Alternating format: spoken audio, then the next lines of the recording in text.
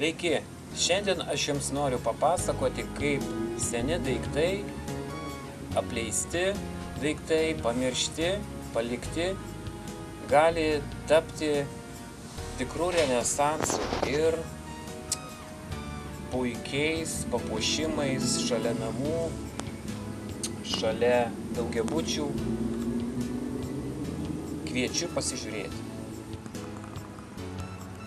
Vieno namo gyventojai nusprendė atgaivinti savo aplinką.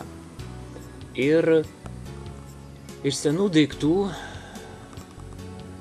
kuriuos rado tiesiog prie atliekų aikštelės, pagamino įvairius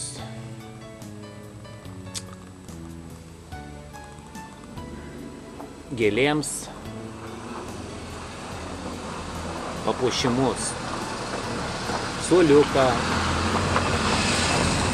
taip pat gėlėms pamerkti, medelį,